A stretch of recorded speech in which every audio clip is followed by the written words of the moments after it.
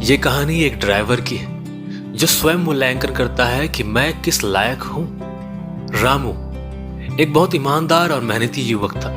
वह बहुत हंसमुख और मधुर स्वभाव का व्यक्ति था।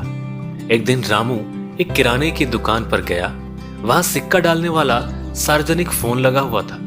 रामू ने सिक्का डाला और एक नंबर डायल किया। किसी ने फोन उठाया।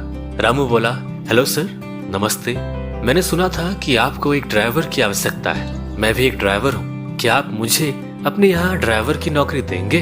व्यक्ति ने कहा, बेटा, मेरे यहाँ पहले से ही एक ड्राइवर है। मुझे अन्य किसी ड्राइवर की आवश्यकता नहीं है। रामू ने कहा, सर, मैं एक अच्छा ड्राइवर होने के साथ साथ एक ईमानदार इंसान भी हूँ। आपके यहाँ जो ड्राइवर है, मैं उससे भी कम तनख्वाह पर काम करने को तैयार हूँ। बेटा, जो ड्राइवर मेरे पास यहाँ काम करता है, मैं उसके काम से खुश हूँ।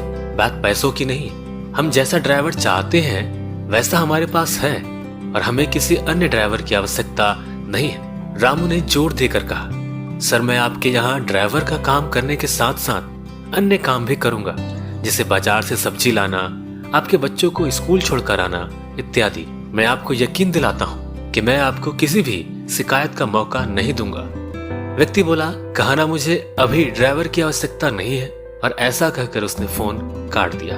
जिस दुकान पर खड़ा होकर रामू फोन पर बात कर रहा था, वो दुकानदार ये सारी बातें सुन रहा था। उसने रामू से कहा, मेरा बेटा शहर में रहता है, उसे एक अच्छे ड्राइवर की जरूरत है। अगर तुम कहो तो मैं तुम्हारी नौकरी वहां दिलवा सकता हूँ। रामू ने दुकानदार से कहा, आपके सहयोग के लिए धन्यवाद, पर मुझे नौकरी की कोई आवश्यकता नहीं है। दुकानदार हैरानी से बोला, लेकिन अभी तो तुम फोन पर नौकरी पाने के लिए गिड़गिड़ा रहे थे। अब क्या हुआ? अब जब मैं तुम्हें घर बैठे ही नौकरी दिलवा रहा हूं तो तुम नखरे दिखा रहे हो। भलाई का तो जमाना ही नहीं रहा।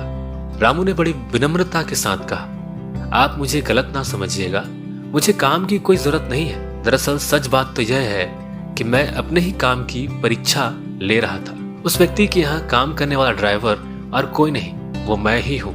दोस्तों, सफल जीवन जीने के लिए यह अत्यंत आवश्यक है कि हम स्वयं को अच्छी तरह जानें। हम अपनी कमजोरियों को और कमियों को पहचानें। जितनी जल्दी हो सके उन कमियों पर विजय प्राप्त करें। यहाँ यह बात समझनी जरूरी है कि कोई भी व्यक्ति हमें उतना बेहतर नहीं समझ सकता जितना कि हम खुद को समझ सकते हैं। इस स्वमूल्यांकन के द्वारा हम न केवल अपनी प्रोफेशनल लाइफ बेहतर बना सकते हैं, बल्कि जीवन के प्रत्येक क्षेत्र, professional, personal and social life में भी अपनी सफलता सुनिश्चित कर सकते हैं। दोस्तों, इसी प्रकार की वीडियोस के लिए चैनल को लाइक, शेयर, सब्सक्राइब करके बेल आइकन दबा दीजिए ताकि आने वाली वीडियोस का नोटिफिकेशन आपको मिल सके। मैं आपका दोस्त विवेक विश्वास, मिलते हैं अगली कहानी में।